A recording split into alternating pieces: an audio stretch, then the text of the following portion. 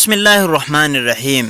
پیارے دوستو، آج سے ہم انشاءاللہ العظیم سورہ انفال کے معنی اور مطالب آپ کو سمجھانے کی کوشش کریں گے۔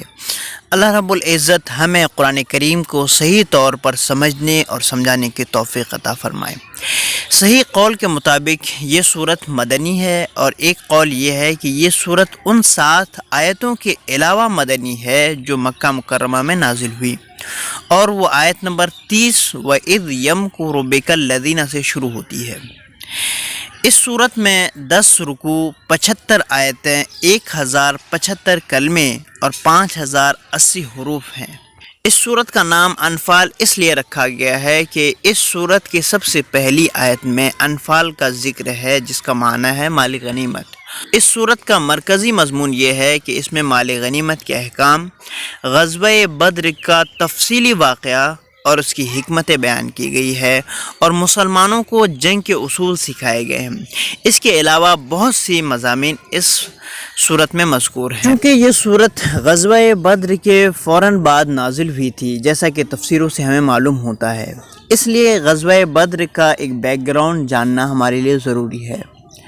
غزوہ بدر کو اس دن کو یوم الفرقان کہا گیا ہے قرآن کریم میں۔ غزوہ بدر 17 رمضان سن ہجری 2 میں واقع ہوئی تھی۔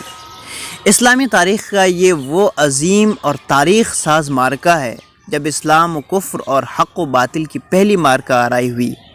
اس تاریخی معرکہ میں فرزندان اسلام کی تعداد کفار کی تعداد سے 1/3 تھی۔ وسائل جنگ کے اعتبار سے وہ بظاہر بہت کمزور تھے۔ جزیرہ نما عرب کا اجتماعی ماحول سراسر ان کے خلاف تھا۔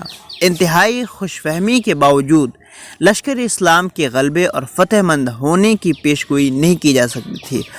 کفر اپنے پورے کر و فر کے ساتھ حق کی بے سر و سامانی سے نبرد آزما ہونے کے لیے 3 گنا فوج لے کر بڑے غرور و رعونت سے میدان میں آیا تھا، لیکن اللہ رب العزت کی مدد و نصرت، رسول اکرم صلی اللہ علیہ وسلم کی دعاؤں، آپ کی دفاعی اور جنگی حکمت عملی، صحابہ کرام کی ایمانی فراست، جرأت و شجاعت، بے نظیر استقامت، بہادری اور جذبہ ایمانی کی بدولت کفار و مشرکین کو ایسی فیصلہ کن ہزیمت کا سامنا کرنا پڑا جس نے ان کی کمر توڑ دی۔ پھر باطل کو کبھی ہمت نہ ہوئی کہ وہ حق کو للکارے۔ مورخین اور سیرت نگار حق و باطل کے درمیان اس تاریخ ساز معرکے کو غزوہ بدر الکبریٰ اور بدر العظمیٰ کے نام سے موسوم کرتے ہیں۔ قرآن کریم میں اسے یوم الفرقان کے نام سے یاد کیا گیا ہے، وہ دن جس میں حق و باطل، ہدایت و دلالت کے درمیان فرق آشکار ہو گیا، حق غالب رہا اور باطل مغلوب ہو گیا۔ اس کے بعد یہ صورت نازل ہوئی۔ اللہ رب العزت ارشاد فرماتا ہے، بسم اللہ الرحمن الرحیم، یسألونک عن الانفال۔ اے نبی مکرم صلی اللہ علیہ وسلم، آپ سے اموال غنیمت کی نسبت سوال کرتے ہیں۔ قل الانفال للہ والرسول، آپ فرما دیجئے اموال غنیمت کے مالک اللہ اور اس کے رسول ہیں۔ فاتقوا اللہ واصلحوا ذات بینکم، تو تم اللہ سے ڈرو اور اپنے باہمی معاملات کو درست رکھا کرو۔